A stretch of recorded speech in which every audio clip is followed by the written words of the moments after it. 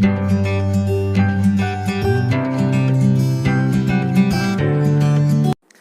आज हम बनाने वाले हैं बाजार जैसे एगलेस क्रिस्पी चॉकलेटी वैफल कोन घर पे। ऐसी स्वादिष्ट रेसिपी की वीडियोस के लिए मेरे चैनल को सब्सक्राइब कीजिए और बेल आइकन को जरूर प्रेस कीजिए। तो सबसे पहले यहाँ पे हम ले लेंगे 1/4 कप बटर या घी। इसमें हम डाल देंगे 1/4 कप पीसी हुई चीनी। इसमें हम डाल देंगे 1 चिपटी जितना नमक, 1 छोटी चम्मच जितना वेनिला एसेंस, ये ऑप्शनल है। फिर हमें इन सारी चीज़ों को अच्छे से मिक्स करना है विस्कर की मदद से या चम्मच की मदद से। फिर हमें डाल देंगे 1 कप मैदा और इसे भी अच्छे से मिक्स कर लेंगे एक बार।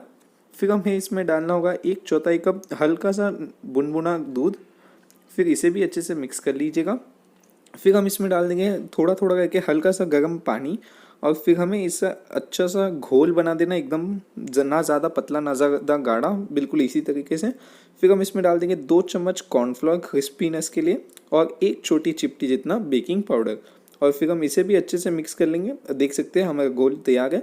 अब हम इसे ढक्कन लगा के आधे घंटे के लिए रेस्ट करने रखेंगे और आधे घंटे बाद हम हमारा घोल ले लेंगे। इसके अंदर हम डाल देंगे 1 चम्मच से थोड़ा कम कोकोआ पाउडर, ये ऑप्शनल है, ये चॉकलेटी कोन बनाना हो तो। फिर हम इसे मिक्स कर लेंगे। अगर आप कोई भी इक्विपमेंट्स खरीदना चाहते हैं जो मैं यूज़ करता हूँ तो उसका लिंक आपको डिस्क्रिप्शन में मिल जाएगा।